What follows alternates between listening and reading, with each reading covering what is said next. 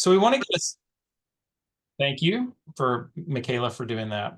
We want to get a sense of where everyone is a little bit with your TOU journey. So if you go to menti.com and then put in that code 6228 2062, that'll give you a chance to respond to just a few questions just to get a beat on where everyone is. So where are you on the TOU journey? I don't have TOU rates, no plans to introduce them yet. I don't have TOU rates, but plan to introduce them in the next 18 months. I have TOU rates, but opt-in only, or I have default TOU rates, no choice. We'll give you a few minutes a minute or two to respond.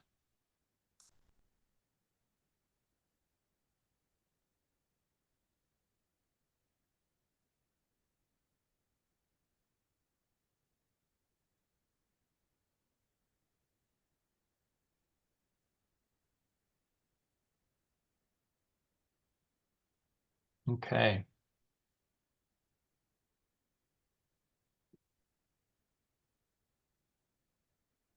If anyone's having any trouble logging into Menti, please let us know. We're happy to help.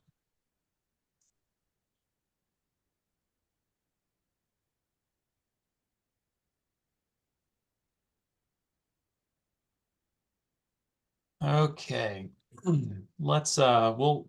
Okay, great. Looks like they're still coming in, but there's a sense that the majority is opt-in TOU rates or right on the brink. So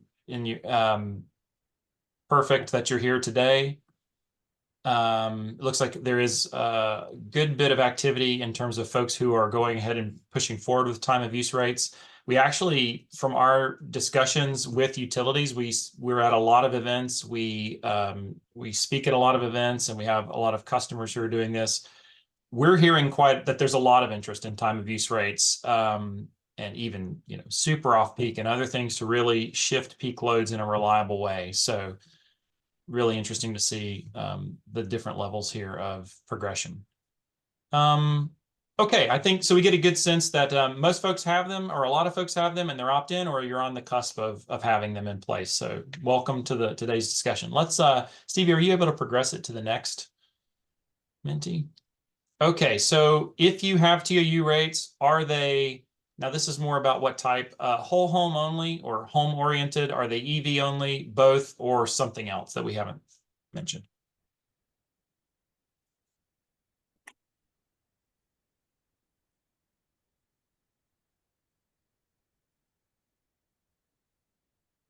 We need some Jeopardy music or something, Stevie, for this. Yeah. Not that it's a test. Uh, I think this aligns with what I've seen. Mostly some utilities out there with whole home only, and then others kind of mixing in some EV rates as well. Yeah, interesting to see the EV level there. Meaning that the EV is always connected to the home only. That's great. That's a great learning for us. So, okay, and then why don't we go to that last question, and then we'll get into the discussion. If you have opt-in TOU rates, what's your current level of participation? 0 to 5, 6 to 10, or higher, which is 11 plus, or you're not sure?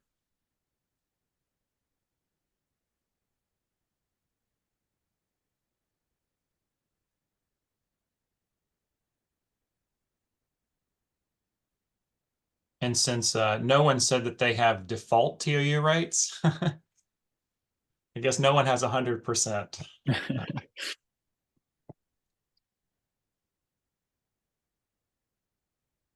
So, wow, that 11% plus. We'd love to hear from you later on how you've made that happen. So, it's great.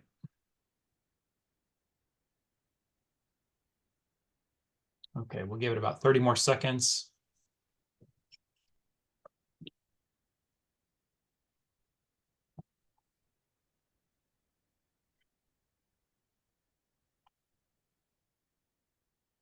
Okay, so Stevie, anything surprising here? You said on the other slide that this sounds consistent with what you've heard from other utilities.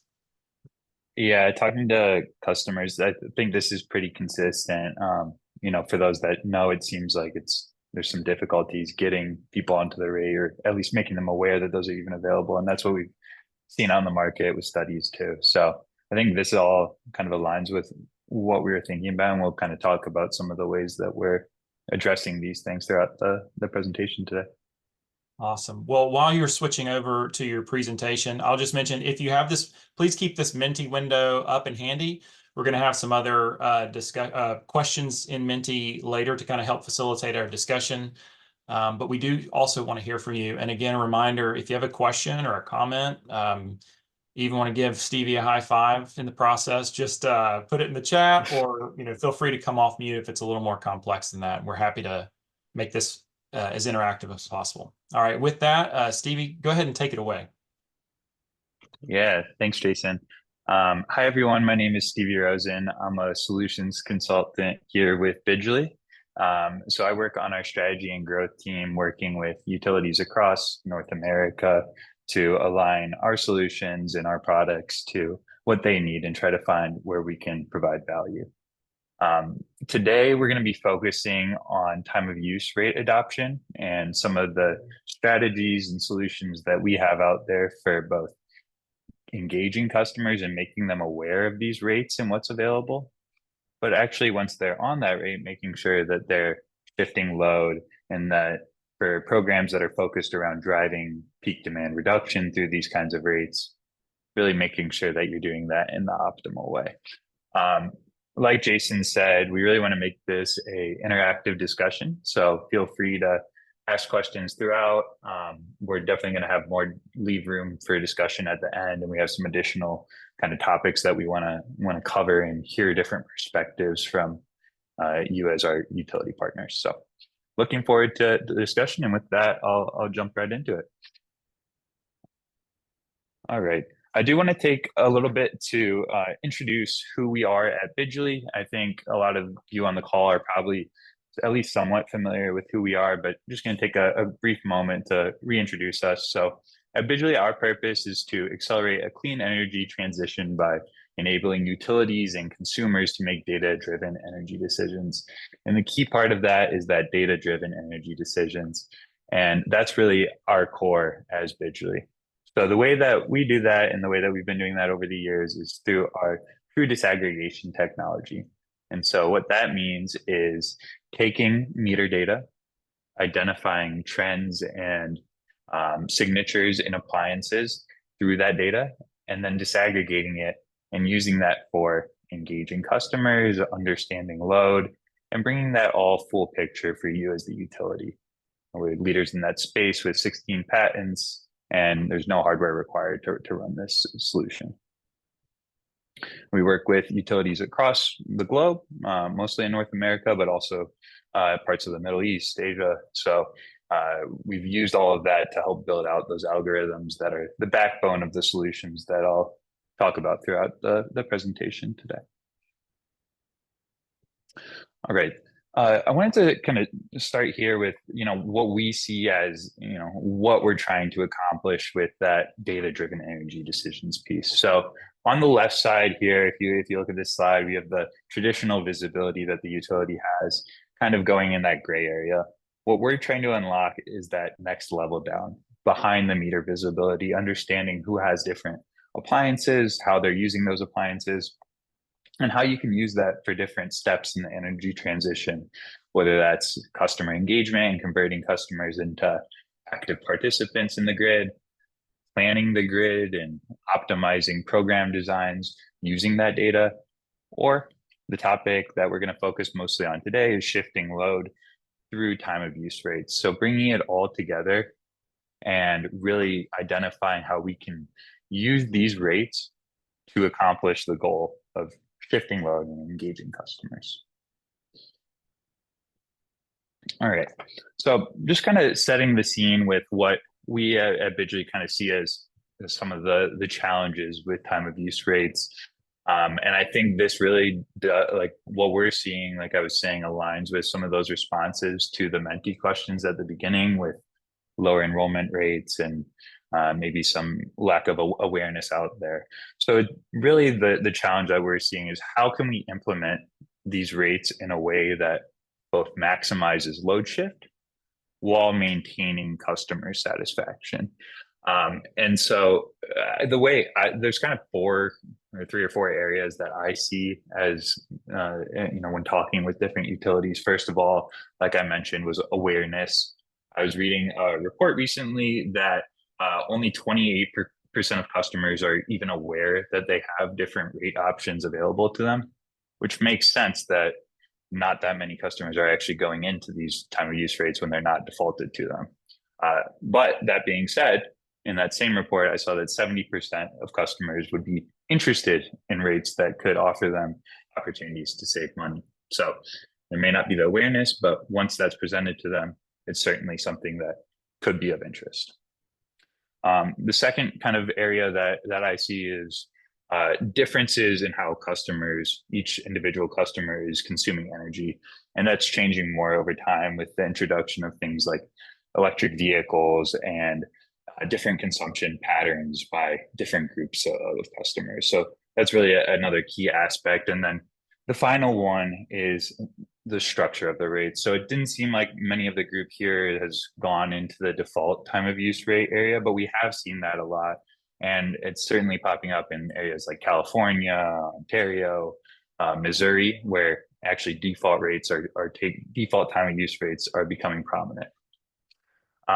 Whereas on the other side, opt-in rates, like I mentioned, may have to focus more on how can we maximize the demand reduction that we're actually getting through this rate.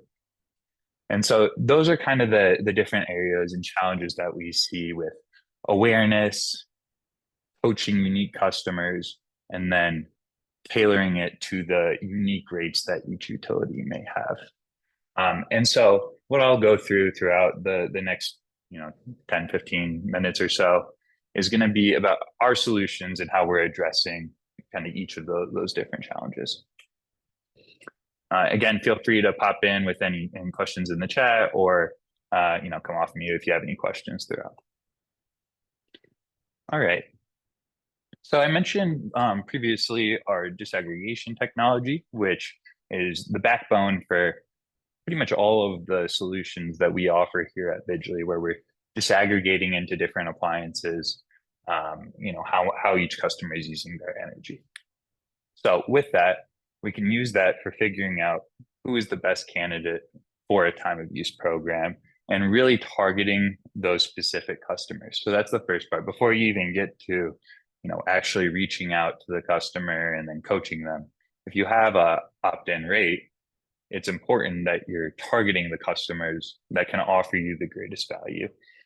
Now, the thing is, not every appliance is actually going to be shiftable through a time of use rate. So some things like your refrigerator, for example, aren't going to be easy to adjust when you're looking at switching to a time of use rate, whereas others like electric vehicles or pool pumps would be much better candidates for targeting for these kinds of programs, because as you can see on the right there, an EV owner may offer you much higher opportunity for load shifting than those who aren't EV owners. And so we have solutions that we've built that kind of address that for targeting those specific customers.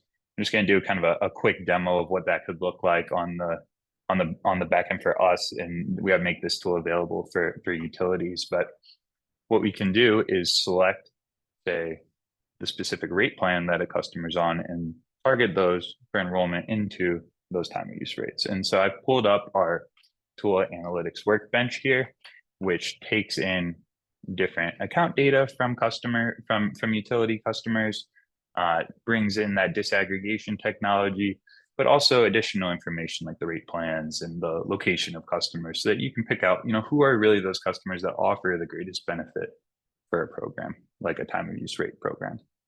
And so what we can do is isolate, say, if this is our standard flat rate, we can pick out just those customers that are already on that rate that we want them to transition off of. But then we can pick out, who are those best customers based on their individual appliance usage that we want to actually target for this rate. So what we have here is all of the disaggregated data for these 12,000 accounts. And we can see how their consumption breaks down across appliance categories. Now, if we think back to that last slide that I was showing, where we saw that there's different appliances that offer greater load shift ability, we can look at just the consumption of those appliances. So I'll select the EV, pool pump, heating, cooling, water heating, which are a little bit more shiftable for the customer. And then we can pick out, who's actually using those types of appliances the most during my peak hours. So for this example, let's say the peak hours are 5 to 8 p.m., for example, during the weekdays. We can quickly isolate just the load for those 12,000 customers that is characterized into those 5 appliance buckets during those peak hours during the peak weekdays. And just like that, we've narrowed down all of that 12,000 accounts and all of that consumption into just the consumption for those particular appliances. What we can then do is pick out the, say, top 30% or so of those customers. So let's say we want to look at only the top 30% because those are the ones that are going to offer the most load shift potential through this time of use rate. And it makes sense to target those customers first for recruitment into the rate. So I can apply that filter and give it a moment to load, and we'll see that that 12,000 accounts then is narrowed down into just those high consuming customers of those highly shiftable load categories during the peak hours. And we have those 3,000 accounts that we can quickly go in and download and export. So just wanted to kind of lay that example out there before I get into the actual recruitment and coaching of how you can actually leverage data to be able to pick out the best customers for programs that you may have. All right. So now let's say that you have that list of customers, who you want to target for the program, assuming this is a opt-in program. Obviously, if it's opt-out, it's a different approach. But assuming this is an opt-in program, then it's all about engaging that customer with a personalized journey so that, one, addressing that challenge of awareness, but two, giving them personalized insights about their usage so that they understand that they can save money by doing that. Remember, I said that stat earlier, 70% of customers would be open to exploring different rates if they were aware of the savings that were available. So what we do is create a full personalized rate journey for those customers and recruiting them into the rate. So we'll send out monthly communications via email. So we'll have monthly summaries giving them a breakdown of their usage, bill projections throughout the month, letting them know where they're headed. And all of those alerts have pointers saying these are the types of rates that are out there. We recommend this rate, and you could save this much if you join that rate and shift load for certain appliances. And then we allow customers to compare that in the web. So Stevie, one quick question. These alerts then are based on the segmenting and targeting that you just showed in Analytics Workbench. These are showing up in the inboxes of people who are likely having a high bill because of their peak usage or who are heavy users. So it's going to be extremely relevant and important to those customers in particular, right? Yeah, exactly. It'll be relevant to those customers, and those are the types of customers that have the greatest opportunity for saving, and therefore are more likely to enroll in that rate because they're using those shiftable appliances during the peak hours.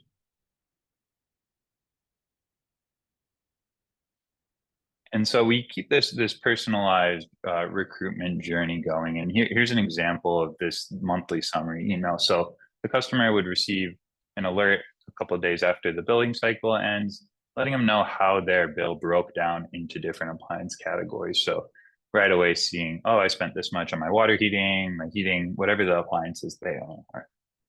Below that, they'll see the recommendation of the rate that they can switch to, and then a link to go actually carry out that switch to that plan. So keeping that personalized information along with a personalized recommendations is very helpful for the customer to understand. I see we have a question in the chat from Paul. How are businesses identifying usage at an appliance level? If I'm understanding that question correctly, how are we putting this type of disaggregation insight in there? And that's through those algorithms that I mentioned at the very beginning, and kind of the basis of our company at Bidgely is we take the AMI meter data and extract out the specific appliance signatures and are able to say, at each different point throughout the day, which types of appliances a certain customer is using. So Paul, hopefully that answered your question, but let me know if not.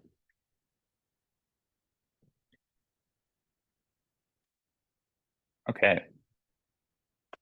Then it comes down to actually kind of diving in, you get an alert saying, you could save this much on a certain rate. And then it comes down to comparing those different rate options out there. So what we have is a rate comparison tool, allowing the customer to see based on their previous usage, their projected usage, and then applying different shift capability based on the appliance level consumption. We're able to project out how much a customer could potentially save by switching to a different type of rate. And so you can see here, it would make a lot of sense for this customer to switch over to this Smart Savers plan because they would save, roughly $300 a year. And throughout all of this process, one thing that's really important is explaining how that rate actually works. And so what we'll do is make sure that during all of the communications and what they're seeing in these types of rate comparison tools, that there's a clear explanation of what you need to do in order to make sure that you're actually saving money with that rate, whether that's shifting load or using different appliances at different times, scheduling your, say, EV to charge at different hours.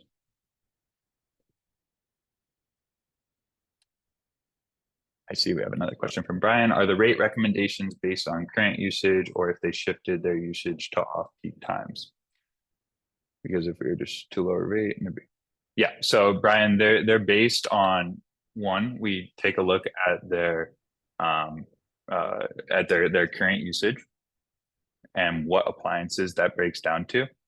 Then we make a projection based on that and the appliance level breakdown at what that can look like into the future. And then we apply some load shifting and let the customer know, yes, you need to change. You can see here it says move 20% of your usage, and then you would save that amount. And we apply different, I would say, levers to the different appliance categories, some which are more shiftable than others.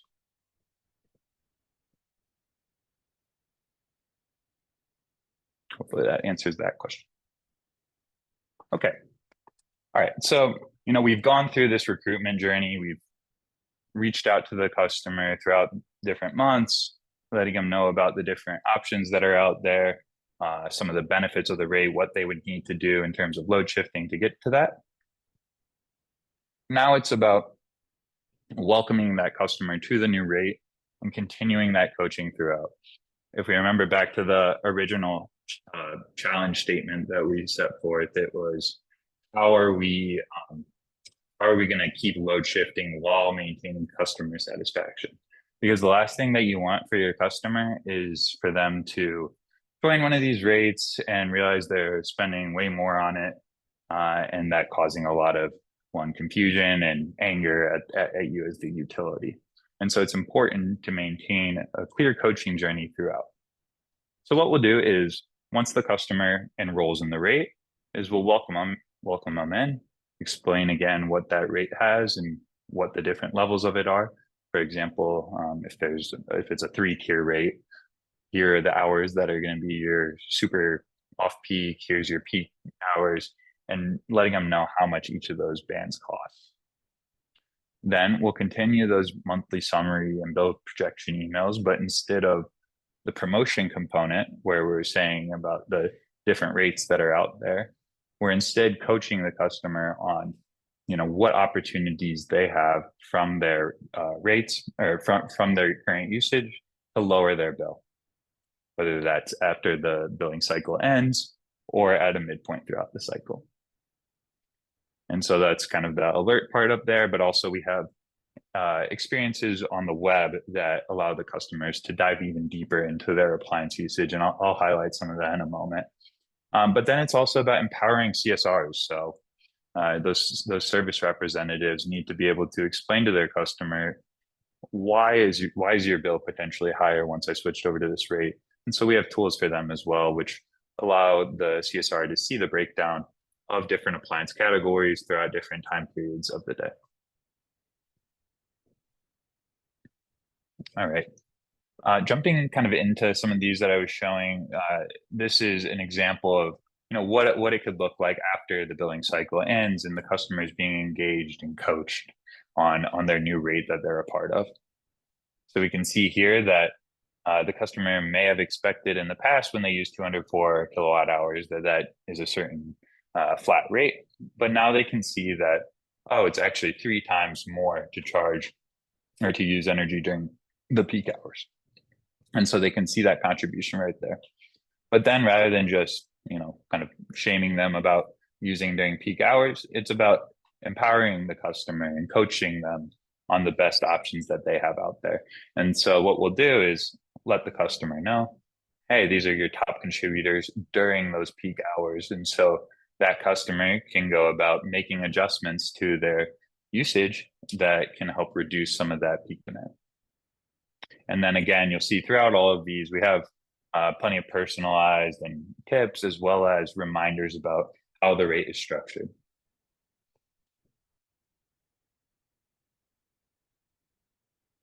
Again, for the bill projection, so this is projecting out into the future. So if this would be sent like midway through the billing cycle, so the customer can see, oh, I'm at $72 halfway through the cycle.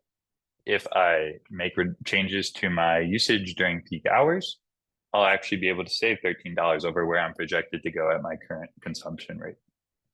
And then again, reminding them of how their rate is structured and the appliances that are contributing the most to those peak hours.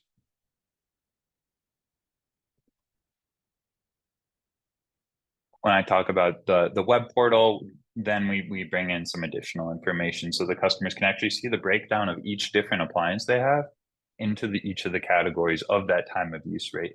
And again, all of this is about making sure that the customer is aware of how their rate is structured and that they have the opportunities and tools for them so that they're able to adjust their behavior in a way that can save them money and avoid some of that unnecessary customer satisfaction drops.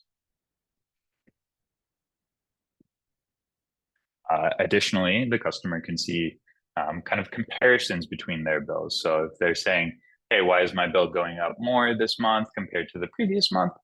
They can see right here, looking at this bill from June to July and July to August, they can see the variations in how much they're spending during peak, mid-peak, off-peak, whatever the structure of the rate is.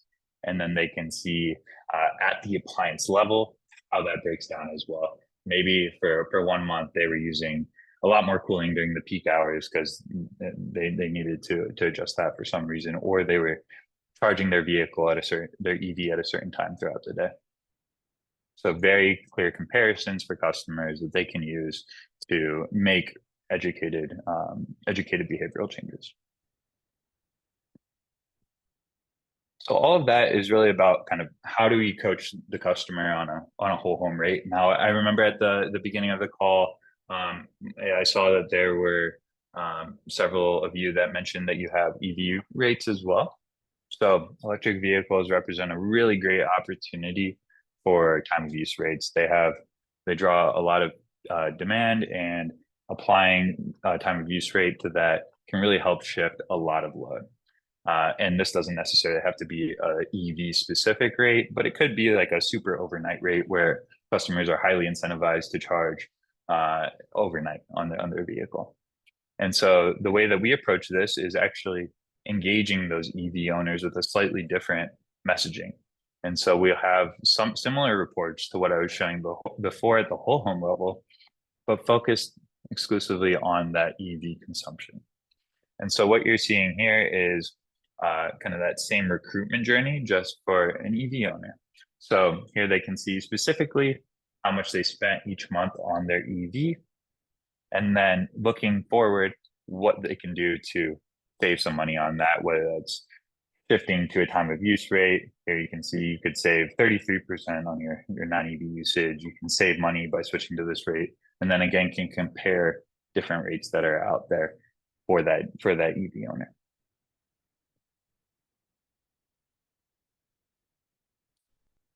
Again, keeping with the same theme as before, once you make that awareness made and get the customer knowing about the rates that are out there, then it's about enrolling them and transitioning them. So after an EV owner has been transitioned to a time of use rate, then the messaging shifts to being about these are the hours that you should charge based on the rate that you're on.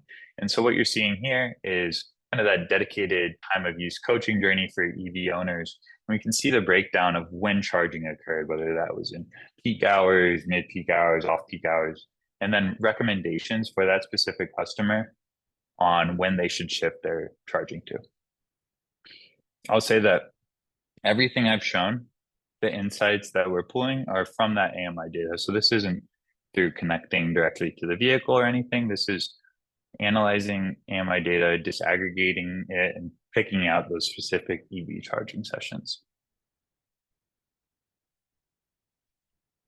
We also, what we'll do is send out an alert the day after a customer charges during the peak hours, for example.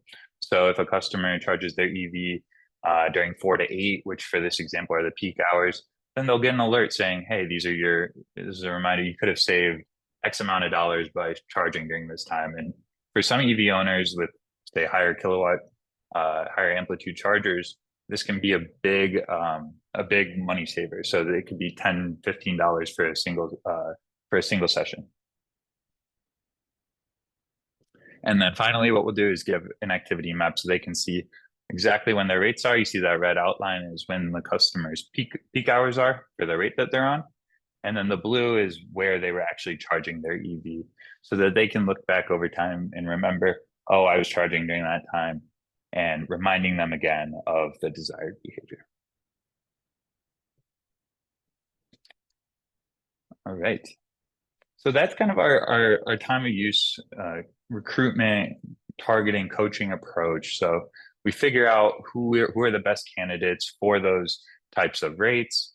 We help you target them and recruit them to that rate with personalized insights about their usage. And then we help with that transition to maintain satisfaction and increase load shift after the fact through these coaching journeys, where we're letting them know about how that rate is structured and the appliances they can adjust to be able to maximize the benefit of that rate. All right. And just one example of this, we worked with Peace-Lake Long Island. So a while ago, I think this was back in 2020, we actually started working with them on a customer engagement program. And they realized that there was an opportunity here to leverage some of this EV engagement through time of use rates. And so what we did was set up this type of program like I was describing before and engage those EV owners. We found that there were 16,000 owners of EVs in the territory, and then engage some of them with these types of notifications. And we're able to see that we actually got a 70% reduction in on-peak charging by getting them onto the rate, and then additional reduction in on-peak charging through time of use coaching. And we got increased enrollment in the rate for those particular customers that we targeted. So really good results here. And now this is expanding into some of that whole home time of use engagement as well. Awesome. All right, Thanks. Rachel, I see. Yeah, I was just going to say, while we're pulling up the Menti, it looks like someone has a question about disaggregation and appliance detection. Do you see that? Yep, I'm reading that. Is the ability for the AMI meter to recognize specific appliance types dependent on the appliance's technology, or can the AMI meters identify specific appliances without the need of the latest appliance technology? So I think I'm understanding this correctly. It's not necessarily pulling out like, oh, this is a older appliance or a newer appliance, whereas it's able to categorize specific consumption patterns as, oh, this is a heating unit, oh, this is a cooling unit, oh, this is an electric vehicle. And so it's not necessarily, it wouldn't necessarily be impacted by the newer or older, if I'm understanding that correctly. Yeah. Mark?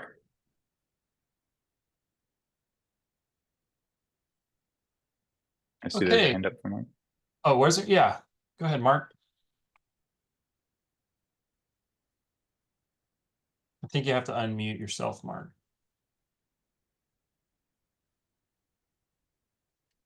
Maybe that was raised by accident. Okay, we can I think we can jump over to that Menti and kind of open it up. I'd like to really kind of get some of the thoughts from the, we have a good group of representatives across the industry here, and kind of shifting away from, what Bidgely does and our approach. I'd like to just kind of get everyone's thoughts on, how you guys are approaching this and some of the challenges maybe that you're facing that maybe we haven't even considered so far. So with that, we had a few discussion questions queued up, which I'll share in the same Menti thread. Let me see if I can present that. Jason, Can it you looks see, like you're presenting. can you see that? Is that window up? Let me Steve? stop sharing that. Oh, okay. It says you're sharing if you can. Oh, yeah. Okay. I thought maybe I was here. I'll close up. There we go.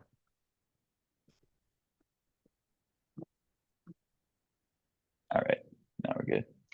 Perfect. All Thank right. you. So just a few discussion questions, and Jason, you can see that, all right? That, Actually, we're seeing your desktop, Stevie. uh, you'd think by now everyone would be good with Zoom. Been a I, few years. I All threw, right. I'm sorry.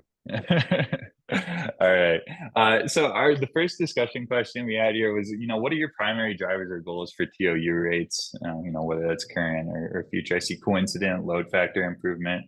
Yeah, definitely makes sense as one of those key ones.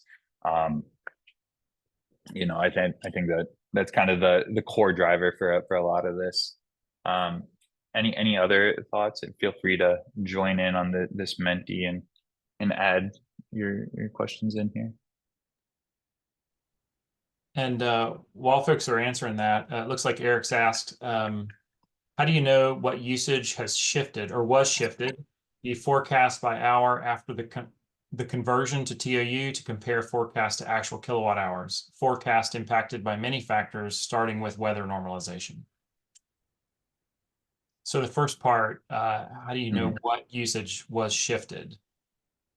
Yeah, so a couple of different ways we could approach that. One is through pre and post rate consumption.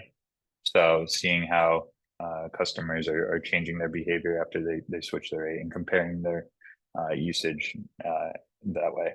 The other way is to set up control groups and treatment groups. So looking at customers who you are sending these alerts to versus customers you aren't, and seeing how they compare in terms of consumption.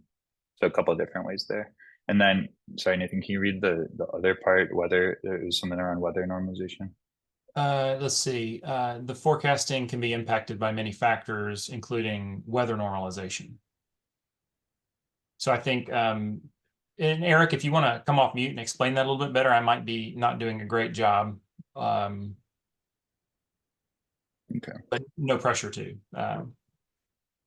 I will say, I know that with, for example, PSEG Long Island, that example that Stevie gave, they actually, so because Bidgely can see within the meter data what's actually happening behind the meter, it's not hard for us to see the before and the after because we're getting those reads from the utility and doing the analysis on it.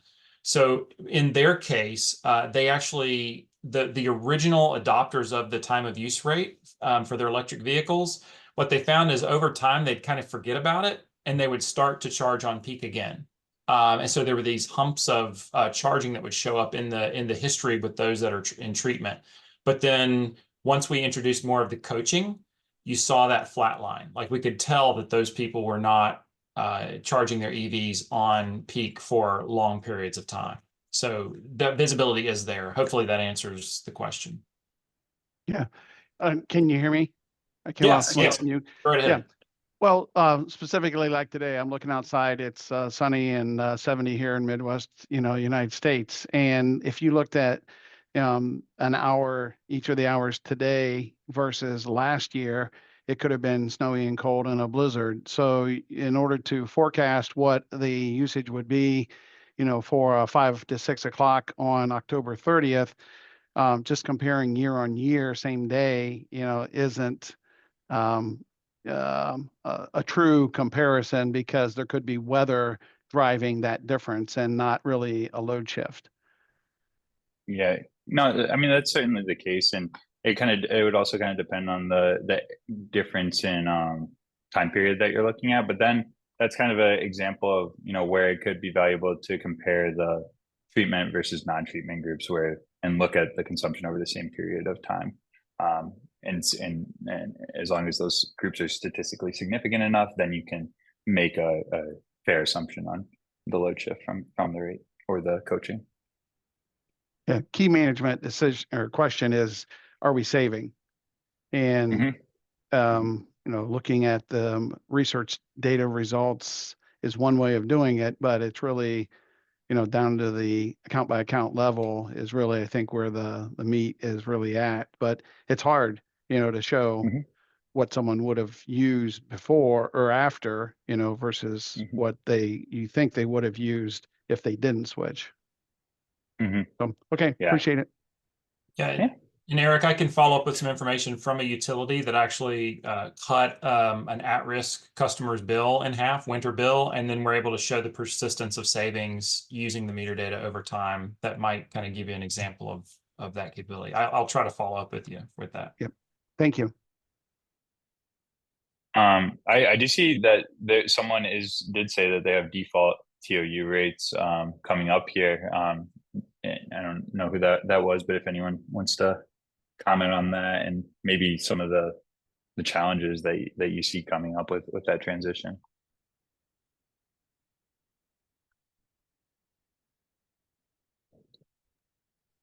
And I know we're closing in on time, but we'll stay around as long as anyone wants to chat. So there's no rush. Yeah, so this is Brian with Excel Energy, and I joined a little late, so maybe that's why you didn't have me on the default list. But we have default TOU in our Colorado jurisdiction, and in Minnesota, Mhm. we're currently debating with the Utilities Commission on whether or not we're going to do the same in Minnesota. And I think we learned that, pushing it out in Colorado, there was a lot of customer pain points and confusion and distortion and lack of trust that occurred. And so, I think we're now playing recovery from that. Mhm. And yeah, so like I said, I think some of us want to take a different approach in Minnesota, but there is pressure from external stakeholders to go ahead and default customers onto it instead of take an opt-in approach to start. So that's a Interesting. little bit of the I think background. what have you considered? I saw that like some jurisdictions were like uh, basically guaranteeing like a first year on the time of use rate that like it wouldn't be more than what you would have been at your previous rate. Is that something you guys are considering at all? There's low interest in offering that just due to Hmm. more complexity and cost as well. Interesting. Okay. Personally, I support that effort, but obviously, larger Yeah. bureaucracy to manage. We have Yeah. not come to that alignment as a company. So Got it. Well, that's good to hear that. And I see I think peak reduction showing up here, more appropriate cost allocation makes sense. Um maybe for those of you that have already rolled some of this out or experiencing any or you're working on that adoption, any challenges that we haven't discussed or even that we have discussed that you want to emphasize that you're experiencing?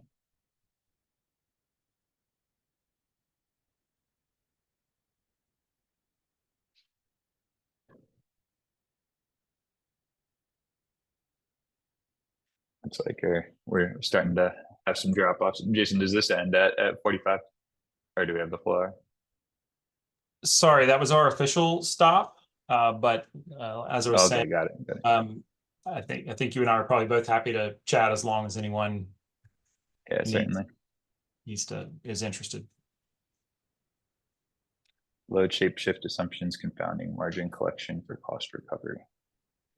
Does whoever submitted that have any, additional thoughts they want to share with the group on that one?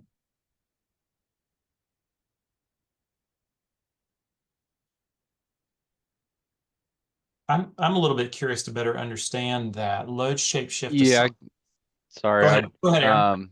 I'm from NC Electric Cooperatives. So what I mean here is, if you have a facilities charge that isn't necessarily reflective of what you see, as your true facilities being, I think, you can look across the country and see, if you see like a $6 facilities charge or $10 facilities charge is probably not, reflective of the true facilities related to the distribution costs. And so naturally you'll have, margin baked into, hourly consumption values. And so if you maybe take an assumption that you need to hit, let's say an average monthly load factor of, 60% based on some of the on-off peak ratios that you design, but you're not getting quite to that level, then you may have issues with cost recovery. So there's learning that has to be done, as far as, different demographics and what new load factors you can hit, what's the realistic, um, uh, you know, peak reduction and things of that nature. That's an interesting one. I haven't heard a ton of that. Has anyone else experienced something similar or have any kind of strategies for dealing with that? Thank you for sharing that. That's an interesting take. I'm curious, Aaron, how are you addressing that currently, or what works, what doesn't so far?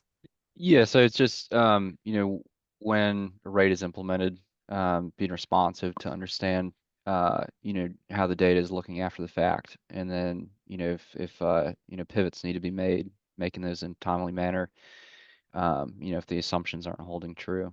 So, with any of these things that you're rolling into right now, TOU rates are something in many respects that are, very experimental at this juncture. And so if you're doing something that's experimental or something new in your territory, you're going to make assumptions. And so after you roll those things out and you start to see the data roll in, making sure to be responsive and responding to any corrections that you need to make. Great. Yeah. So Visually actually has a pretty strong measurement and verification capability. And this comes from our background on the home energy management or the behavioral energy efficiency side, home energy reports, things like that. So rather than having to pivot later on in your program, pulling those lessons learned over from that space, right? Because we can see the performance, day over day, month over month, that kind of thing, depending on the data share interval. We're able to kind of help utilities adapt. In fact, we have something that we call adaptive program management, where we can look and see, are the savings rates being achieved based on the treatment group, and are they responding appropriately, and then make adjustments to the treatment group, going back to what Stevie was showing in the analytics workbench, where you can, really fine tune who you're engaging with this stuff. So we've been able to help utilities adjust and pivot their savings rates on EE programs, and we can apply that here as well. It's that same level of insight. Does that help? Yeah, sorry, I was on mute there, but yeah. Okay, cool, great. All right. Looks like we've lost a few. Jason, do you wanna? I think we can go ahead and wrap up. Yeah, that's great. Thank you so much, Stevie, for this. Thank you all for hanging around. And if you have any other questions that we didn't get to, please just email contact, or go to our contact page, reach out to us, ask for Stevie or myself. My email is jferster, FERSTER, @bidgley.com. In fact, I can put that in the chat, and Stevie, maybe you can add yours as well. And you can reach out to us directly as well. And there will be some follow-ups from this. We'd love to hear from you if something didn't get answered. If you'd like to deep dive on some of this more personally, Stevie, I know would be happy to chat with you and kind of explore your unique situation and get a better understanding of what's going on. So please reach out. We'd love to chat. We'd love to connect you to other utilities as well that maybe are seeing some success in these areas. So happy to do that. Yep. And Thanks, everyone. yeah, thank you all. Hope you have a great day.